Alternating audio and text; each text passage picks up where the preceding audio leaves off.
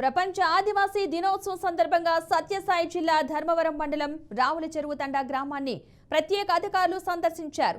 గ్రామంలో పరిస్థితులను తెలుసుకుని మౌలిక సదుపాయాలు ఏ విధంగా ఉన్నాయి, ప్రభుత్వం కల్పిస్తున్న సౌకర్యాలు వంటి వాటిని పరిశీలించి జిల్లా కలెక్టర్కు నివేదిక పంపుతామని ప్రత్యేక అధికారి చాంద్ పాషా తెలిపారు.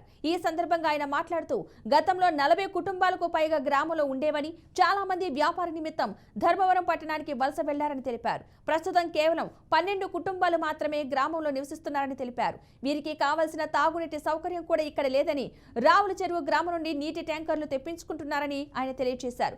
తండా గ్రామంలో ఉన్న అసౌకర్యాలను పరిస్థితులపై అధికారులకు నివేదిస్తామని తెలిపారు.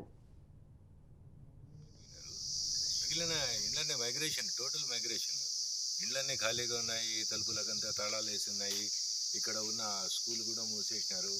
ఇక్కడ ఉన్న మన బోర్వెల్ మన వీళ్ళది పంచాయతీ వాళ్ళది కూడా ఎండిపోయి ఉంది. డ్రింకింగ్ వాటర్ ప్రాబ్లం ఉంది.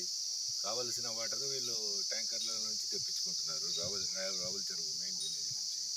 ఈ ప్రస్తుతం కూడా వీళ్ళకు మళ్ళా అక్కడి నుంచి శాంతినగర్ నుంచి తిరిగి రావాలన్న కోరిక కూడా ఉన్నట్లు లేదు. 9వ తేదీన అంతర్జాతీయ ఆదివాసీ దినోత్సవం సందర్భంగా కలెక్టర్ గారి ఆదేశాల మేరకు మన డిస్ట్రిక్ట్ ట్రైబల్ వెల్ఫేర్ ఆఫీసరు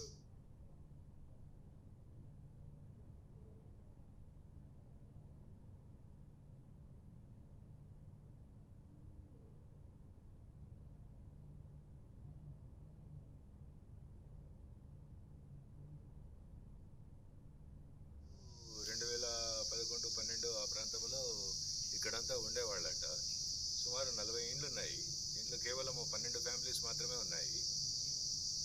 మిగిలిన వాళ్ళంతా మన శాంతినగర్ ధర్మవరంకు వ్యాపారాలు బాగా జరగడం వల్ల అక్కడికి తరలిపోయినారు.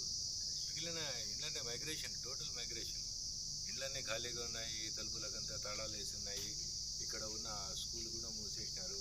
ఇక్కడ ఉన్న మన బోర్వెల్ మన వీళ్ళది పంచాయతీ వాళ్ళది కూడా ఎండిపోయి ఉంది.